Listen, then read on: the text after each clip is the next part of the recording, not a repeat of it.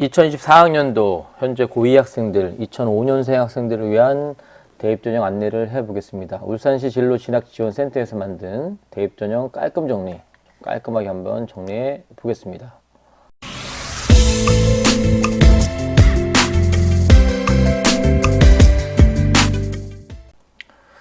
일단 내년도 일정을 좀 알아보겠습니다. 일단 9월 11일부터 9월 15일까지 2023년 요 3일에 걸쳐서 4년제 대학 수시 모집을 하고요. 전문대는 1차, 2차에 걸쳐서 두 번의 기간을 통해서 전문대는 접수를 하고요. 수능은 아시겠지만 11월 16일 날 봅니다.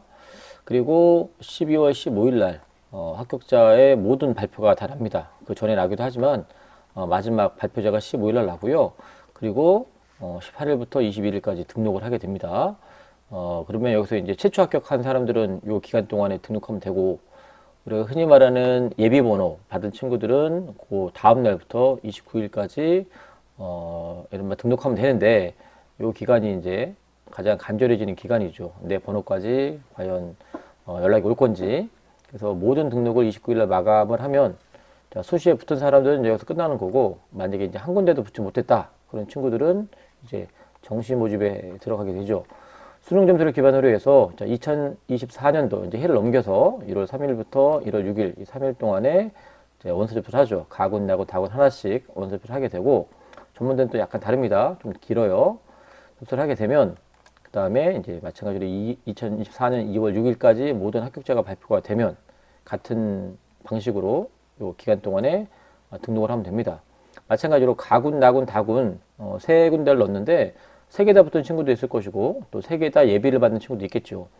그 중에 한 군데를 무조건 등록을 하게 되면 다 끝납니다. 그럼 이제 예비 번호 받은 친구들은 14일부터 2월 21일까지 이제 추가로 접수하면 되고요. 이때까지도 한 군데도 붙은 데가 없다, 등록이 안 됐다 그러면 추가 모집을 하게 됩니다. 이 기간 동안에 추가 모집을 하게 되고, 그러고 나서 이제 모든 마감을 2월 29일까지 하면 됩니다. 이때까지도 하나도 등록이 안 돼 있다 그러면 대학 못 가는 거죠. 자, 그래서 추가 모집 같은 경우도 생각보다 많이 발생하고 있기 때문에 내년에 기회가 있으면 더 말씀드리기로 하고요. 이런 절차와 방법에 따라서 한다는 거 참고하면 좋을 것 같습니다. 자, 많은 좋은 자료들을 여기 지원센터에서 만드셔가지고 이 내용을 토대로 해서 한번 알아보도록 하겠습니다. 일단 학교장 추천 전형에 대해서 우리가 알아볼 텐데, 학교장 추천 전형, 지역균형 선발 전형 다 같은 말이라고 말씀드렸죠. 서울 수도권 중심으로 먼저 알아볼 텐데, 눈에 띄는 변화는 뭐냐면, 자, 일단 서울권에 있는 대학 중에서 눈에 띄는 변화는 뭐냐, 여기 추천 인원에 대한 제한이 거의 다 많이 없어지거나 아니면 완화된 것들이 되게 많이 있습니다. 이전보다 인원수가 늘어났거나 없는 경우가 되게 있기 때문에 이제는 남아있는 것만 잘 챙기면 될 것 같습니다. 현재 2학년들이 지원할 때 경희대 5%, 그러니까 올해하고 똑같기 때문에 별 차이는 없고요. 고대 여전히 4%, 그 다음에 명지대도 뭐 20명, 예를 들면 동국대는 8명, 이전에 7명인데 8명 늘어난 거, 뭐 이런 식으로 좀 챙겨보시면 될 것 같고요. 큰 틀에서는 전년도보다는 좀 늘었다 이렇게 보시면 될 것 같고, 그리고 추천자는 없는 대학들이 되게 많이 있고요. 항공대 같은 경우는 학교장 추천 전형이 내년에 처음으로 생기는 대학도 있습니다.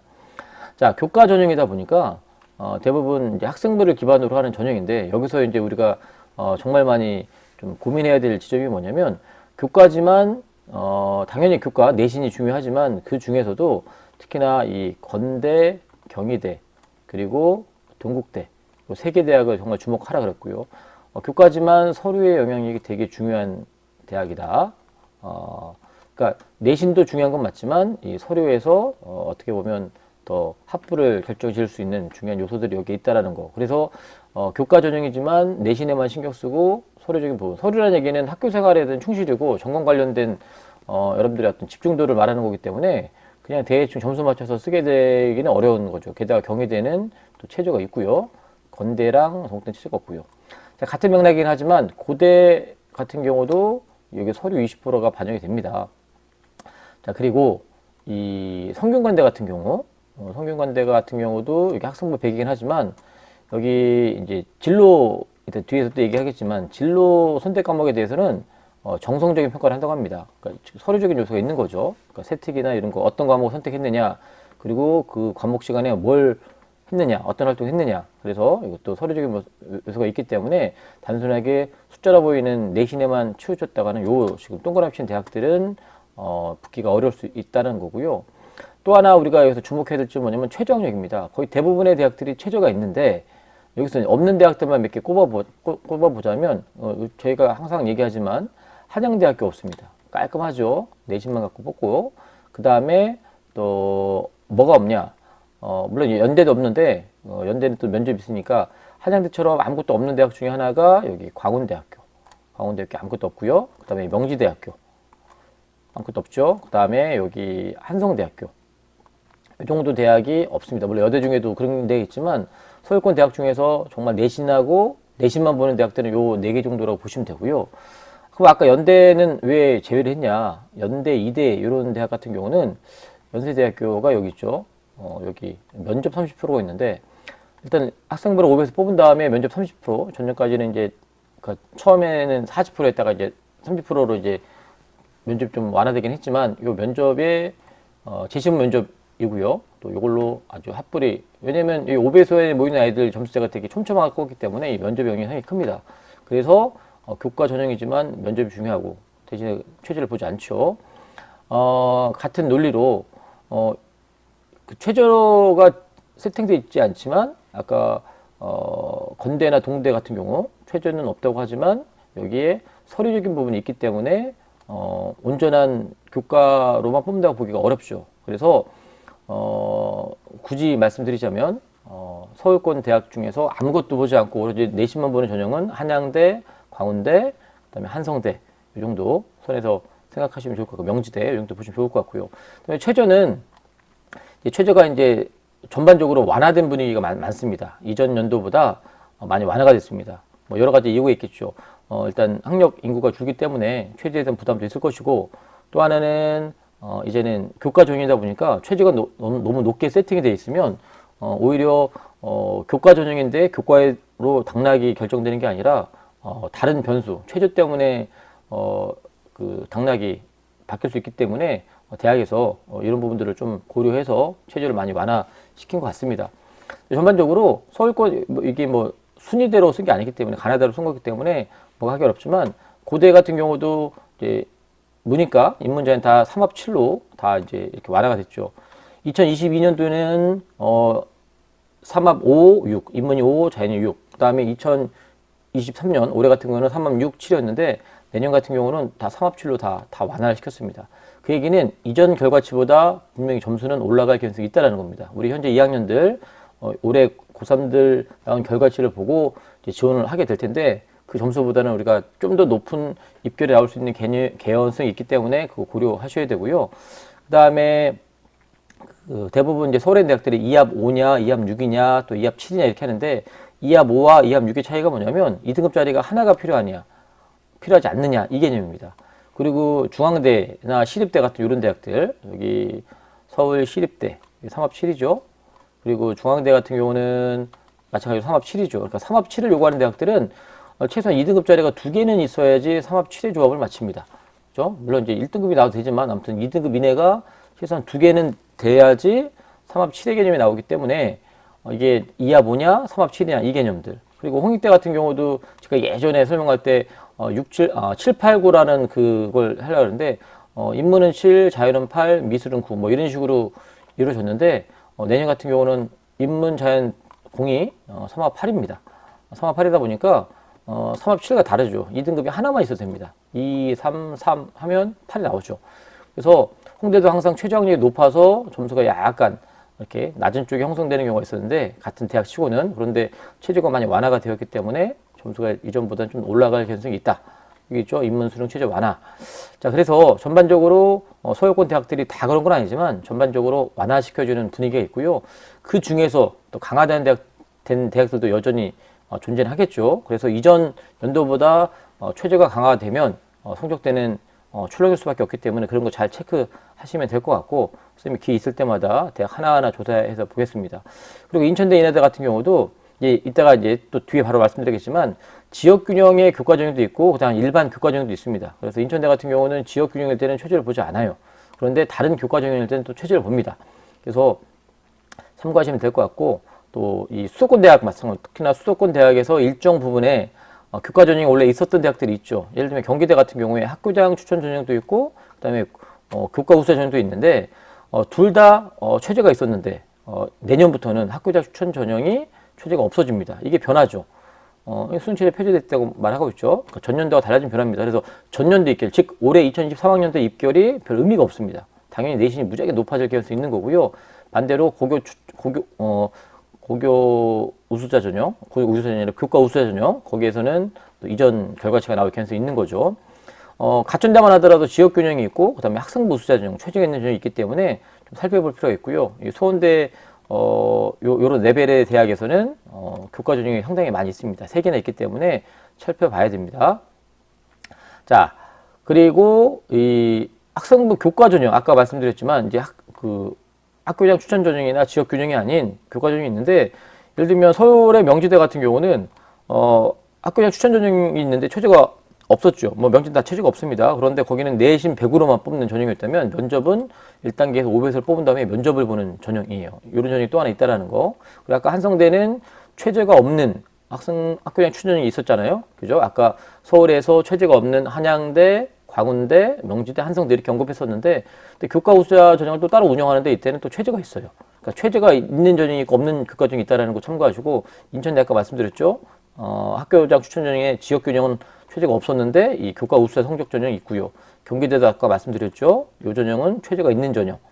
그리고 학교장 추천 전형이 없었고, 가천대도 말씀드렸죠. 지역 균형은 최저가 없고 학생부 우수자는 최저가 있고. 그래서 수도권 대학의 일부, 또 서울권에 있는 대학의 일부 중에서는 교과 전형 운영하는데 지역 균형이냐 일반 교과 전형에 따라서 최저가 있냐 없냐 있기 때문에 자신이 가장 유리한 부분에 하시면 되고요.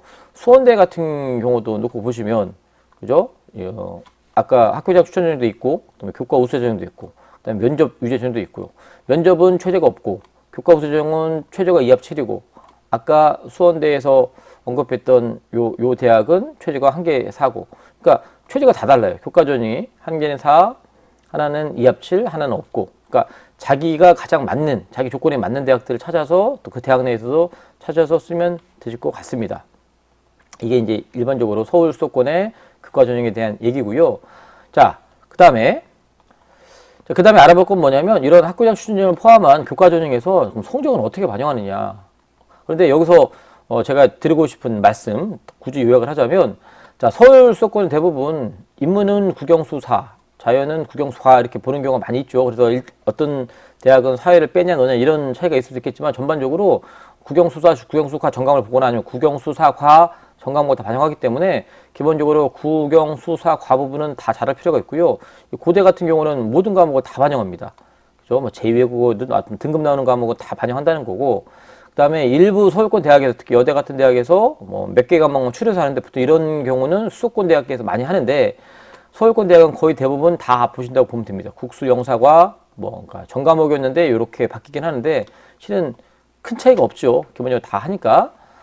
그런데 아까 말씀드린 성균관대 같은 경우는 진로 교과목을 반영하는데 정성평가를 한다라는 거. 전반적으로 뭐 국수영사 하느냐, 뭐 국수영과냐, 그러니까 국영수, 그러니까 사회에 뭐 한국사가 들어가느냐 안 들어가느냐 뭐 이런 것들인데 거의 다 들어간다 보시면 되는데, 요 서울 수도권 지역은 그렇고요. 경기 일정 수준부터는 이제는 전 과목이 아니라 몇 과목만 추려서 하는 경우가 있습니다. 예를 들면 뭐 하나 변화 중에는 명지대가 좀 많이 변한 것 같아요. 명지대도 요 과목 중에 뭐 4과목씩 뭐 이렇게 했던 것 같은데, 이제 전 과목을 반영한다는 거.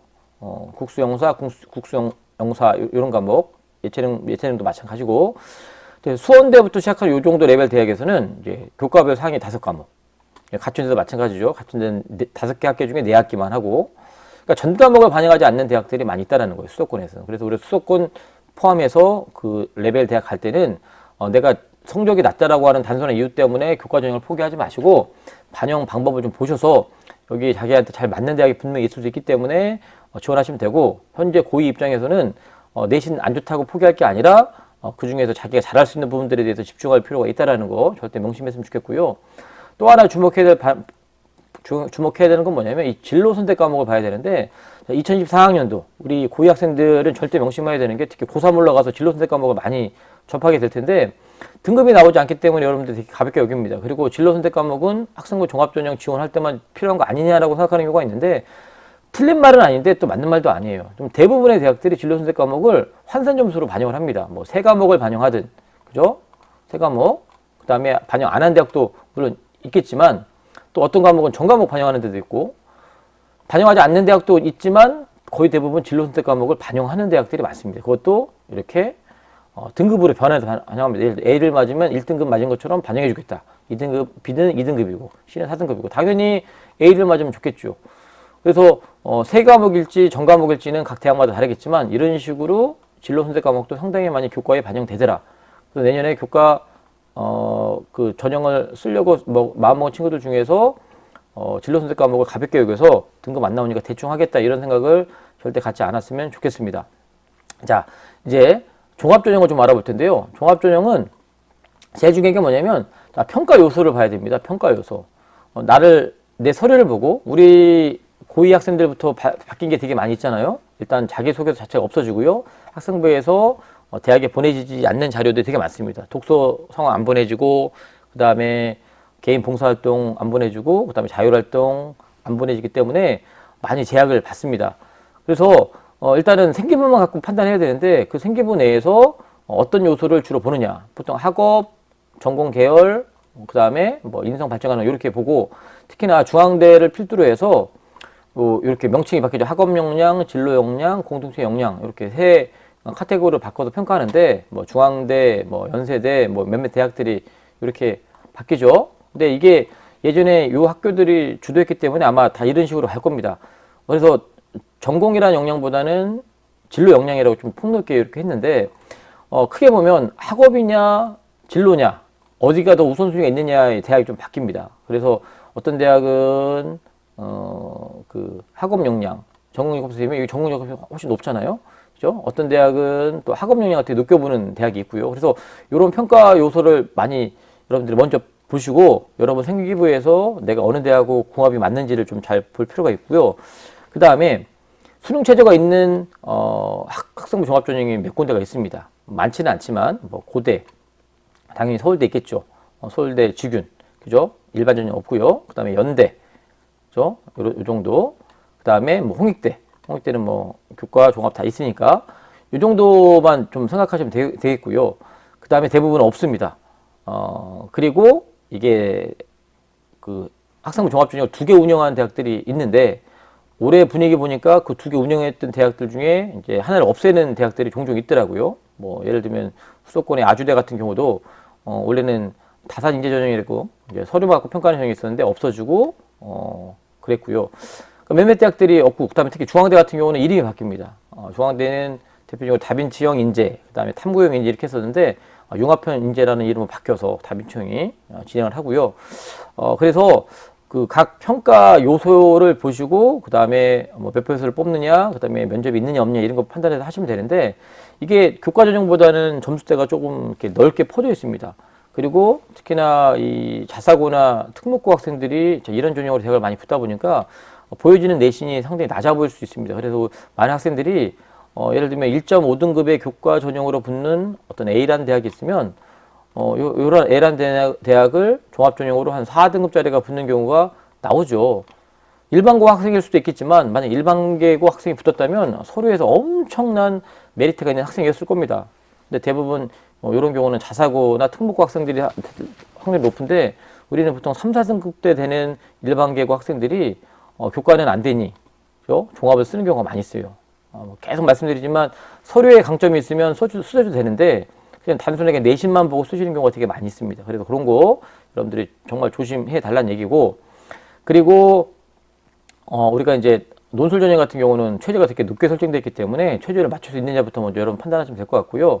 제가 계속해서 의예과 포함해서 이런 대학들 좀 준비해서 이렇게 말씀드리고 있는데 의예과, 치의예과, 한의예과, 수의예과, 약학과 이거는 대부분 여러분들이 최저를 맞출 수 있느냐 없느냐를 여러분들이 가능하시면 될 것 같아요. 그래서 최저가 안 되면 아무리 내신이 좋아도 아무리 서류가 좋아도 먹히지 않는 부분이 있기 때문에 여러분들 그런 부분들은 먼저 최저를 맞춰놓고 준비하는데 의예과는 4합5, 4합6, 3합4, 3합5 이런 개념들이 되게 많이 있었잖아요. 그런 거 잘 판단하셔서 여러분들이 지원하시면 될 것 같습니다. 이런 세부적인 것들은 제가 따로 정리해서 안내해 드리기도 하고요. 우리 울산시 지원 진로진학센터에서 만든 이 자료를 가지고 한번 같이 알아봤습니다.